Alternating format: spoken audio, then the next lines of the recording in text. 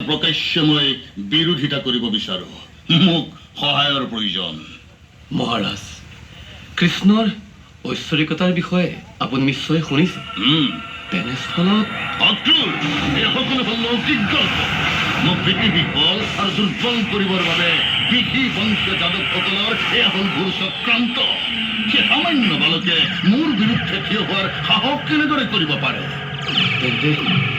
সেই সামান্য বালকৰ বাবে আপোনাৰ চকুত আপোনাৰ মুখত মৃত্যু হয় কিয়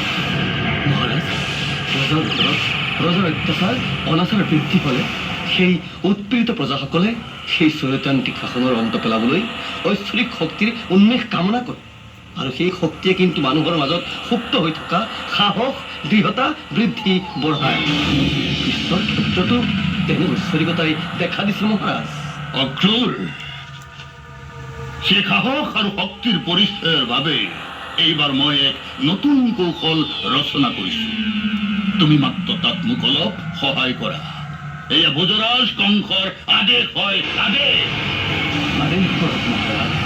চতুৰ্দশী তিথিত ধনুযজ্ঞ উপলক্ষে আয়োজন কৰা মল্লযুঁজলৈ কৃষ্ণ আৰু বলৰামক নিমন্ত্ৰণ দিবলৈ তুমি যাব লাগিব তুমি মই জানো তুমি কৃষ্ণৰ খুৰাক খোৱাৰ সুবাদত অনায়াসে তোমাৰ নিমন্ত্ৰণ তেওঁলোকে ৰক্ষা কৰিব আৰু সেই মল্লযুঁজতি মোৰ বীৰ যোদ্ধা শ্ৰাণুৰ মুষ্টিকে কৌশলেৰে মদমত্ত হস্তি কুবলৰ সহায়ত কৃষ্ণ বলৰামক বধ কৰিব আৰু এই হ'ব